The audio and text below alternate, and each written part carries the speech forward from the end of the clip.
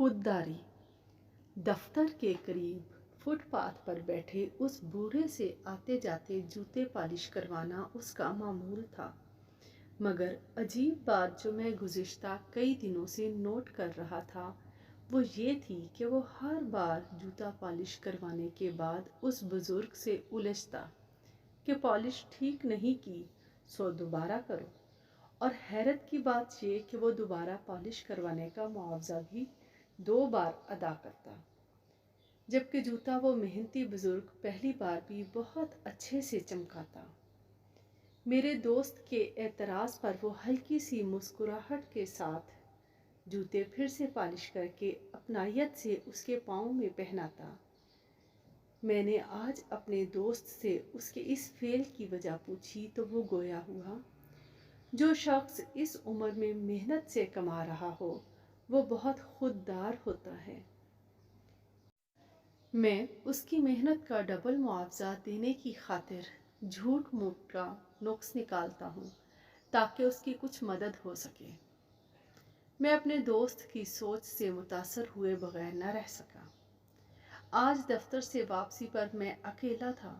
Footpath के करीब से गुजरा तो देखा कि उस बुजुर्ग की बूढ़ी निगाहें मेरे साथ मेरे दोस्त को तलाश कर रही हैं।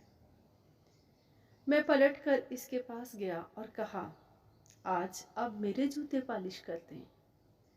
पॉलिश हुए जूते पाँव में डालते वक्त मैंने जेब से 5 रुपए का सिक्का बूढ़े की तरफ बढ़ाया तो वो सिक्का देखकर बोला, बेटा 5 नहीं 10 रुपए मुआवजा लेता हूँ पॉलिश का।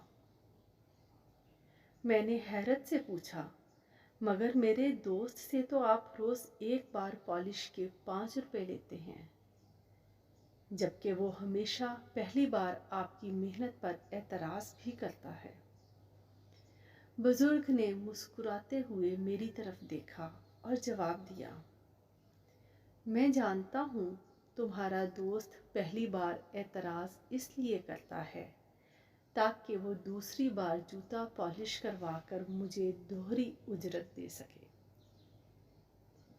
ताकि मेरी कुछ मदद हो सके, और इसीलिए मैं उससे पहली बार में आधी उजरत वसूल करता हूँ।